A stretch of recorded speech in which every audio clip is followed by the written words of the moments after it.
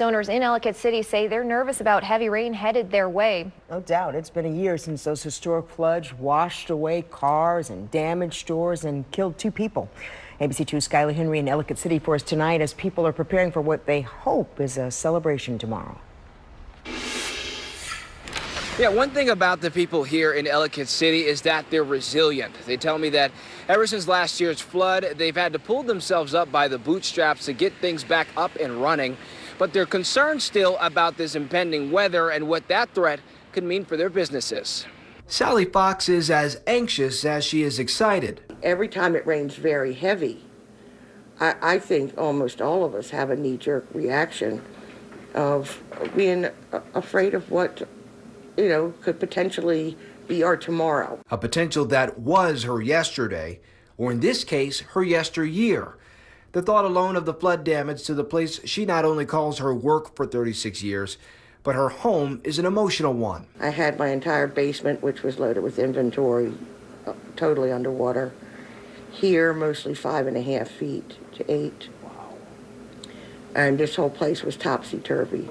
In a year's time, Sally, with the help of volunteers, has a majority of her store back running. Still, on wet days like this one, she says she relives the trauma. Today, I really feel like I'm kind of reliving that more than I normally would. I normally don't dwell on it too much, but this is a pretty serious threat to us today, and having that on top of the anniversary is a sense of dread. A paralyzing feeling, only pressured by the search for resolution. There's only so much you can do. You can't elevate these buildings.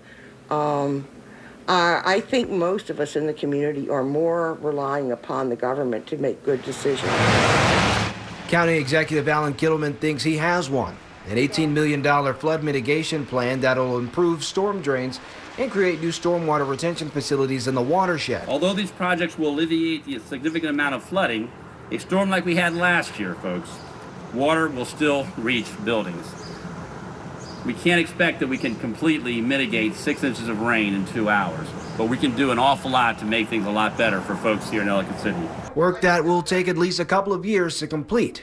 Until then, Sally says she's crossing her fingers. Moving forward and leaving this chapter behind, then you're smacked in the face with the reality that we're still sitting ducks.